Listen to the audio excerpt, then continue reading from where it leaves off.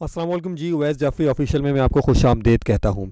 आज मेरी तस्वीर या मेरी वीडियो तो आपको नज़र नहीं आएगी, लेकिन इस ऑडियो के ज़रिए मैं आपके साथ कुछ अहम तरीन ख़बरें कराची से रिलेटेड शेयर करने जा रहा हूँ, जिनको सुनना समझना इंतहाई ज़रूरी है। होता यही है, मैं अक्सर अपने व्लॉग्स में यही बात अर्ज़ करता हूँ कि मेन स्ट्रीम मीडिया से जो ख़बरें गायब कर दी जाती हैं या जिन ख़बरों को अहमियत नहीं दी जाती या फिर पॉलिसी के मुताबिक वो ख़बरें चलाना मना होता है और हम सहाफ़ियों के भी हाथ बंध जाते हैं और ज़र्द सहाफ़त जो है वो हम पर आया हो जाती है, हमें बेनकाब कर देती है। और जिस तरह से भी आप हमें मुर्द इल्ज़ाम ठहरा दें, बिल्कुल बजा होगा, लेकिन कुछ ख़बरें जो मेन स्ट्रीम से दिखाई नहीं देती, सुनाई नहीं देती, उसके लिए सोशल मीडिया के नेटवर्क होते हैं। और वो ख़बरें आपके सामने पेश करने की हमेशा से ही कोशिश में रहता हूँ।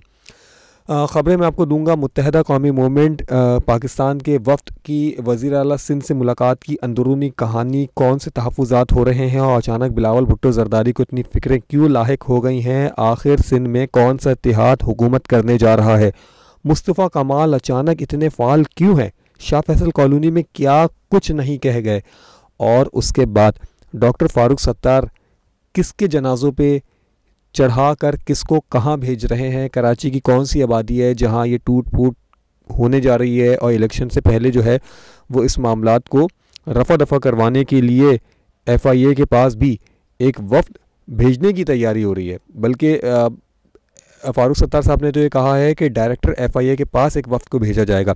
लेकिन सारी ख़बरों से पहले मैं अपनी जानिब से एक अफ़सोस का इजहार करता चलूँ।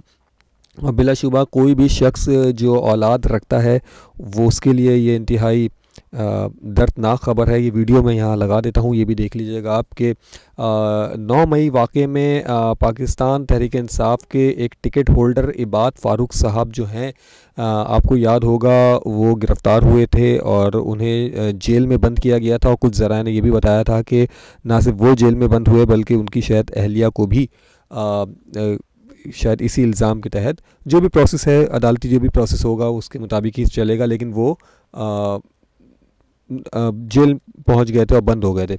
इनका एक बच्चा था और उसकी वीडियोस आपने सोशल मीडिया पे बहुत ज़्यादा देखी होंगी, और इस बच्चे का नाम था अम्मार।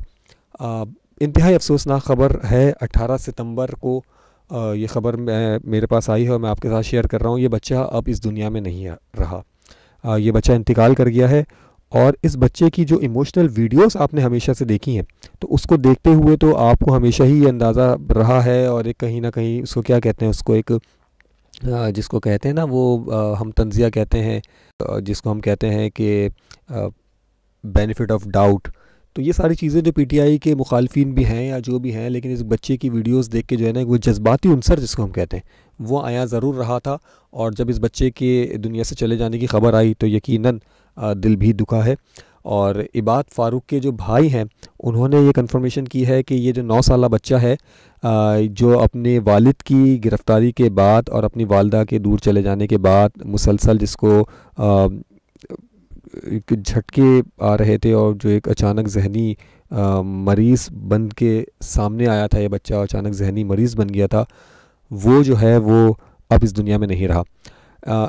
अम्मार जो है वो जहनी मरीज़ बना, और उसकी जहनी मरीज़ बनने में क्या वजूहात थी, इस हवाले से इसके घर वालों का मौक़िफ़ अलग है और सोशल मीडिया पे भी आपने बहुत सारी चीज़ें देखी होंगी। अलबत्ता यहाँ इस ख़बर को शामिल करने का मकसद सिर्फ इतना था कि एक अफ़सोस हुआ, एक बहुत छोटा बच्चा, बहुत मासूम बच्चा अब इस दुनिया में नहीं रहा। अच्छा जनाब, मैं आपको पहले बता चुका हूँ कि पाकिस्तान पीपल्स पार्टी इस वक्त दौड़े लगा रही है। 15 साल का इक़्तिदार ख़त्म हो चुका है और अब इसे उम्मीद नज़र नहीं आ रही कि इसको मज़ीद इक़्तिदार मिलेगा। साफ साफ साइन ज़ाहिर हो रहे हैं और MQM पाकिस्तान जो है वो अपने हाथ पांव मार रही है और मुमकिन तौर पे GDA के साथ एक इत्तिहाद बनता हुआ दिखाई दे रहा है। और आम इंतखाबात जो अगले साल होने जा रहे हैं उसमें यकीनन सिंध के हवाले से कोई बड़ा चेंज आने वाला है। और इसकी मैं आपको ख़बरें और जो उसके साइंस हैं वो मुख्तसर तौर पे इशारतन पिछले व्लॉग्स में भी देता रहा हूं और दोबारा ये इशारा आपकी तरफ छोड़े जाता हूं। ख़बर ले लें कराची से। फ़ारूक सत्तार साहब ने इतना संगीन बयान, मतलब इतना सेंसिटिव बयान क्यों दे दिया कि हमारी लाशों पे से चढ़ के जाना पड़ेगा? किसको जाना पड़ेगा? सर मामला ये है कि मुत्तहदा कौमी मूवमेंट के जो सीनियर डिप्टी कन्वीनर हैं डॉक्टर फ़ारूक सत्तार साहब, ये पीएनटी कॉलोनी, आपने देखा होगा, आप कराची में रहते हैं, पीएनटी कॉलोनी में जो है वहाँ पहुँचे थे, वहाँ के लोगों से कुछ खिताबात कर रहे थे और इन्होंने अपने खिताब में कहा कि जो है वो आपके सरों से जो है छतें छीनी जा रही हैं और इसके लिए जो है वो आपको जो है वो सिर्फ़ और सिर्फ सहारा जो है वो मुत्तहदा कौमी मूवमेंट देगी। और मुत्तहदा कौमी मूवमेंट पाकिस्तान ने जो है वो एक ऐलान भी किया और वो ऐलान यह है कि डायरेक्टर FIA से इनकी बात हुई है, यानी कि फ़ारूक सत्तार साहब की बात हुई है और इलाका मकीनों को बेदखल नहीं होने देंगे और इसके लिए मुज़ाकरात के लिए एक टीम भी उनके पास पहुँचेगी, यानी 19 तारीख को या शायद 18 की लेट नाइट पहुँचे या पहुंच गई होगी जब तक ये वीडियो अपलोड होगी। मेरा अपना ज़रा कह रहे हैं कि कल ये टीम शायद पहुंचेगी।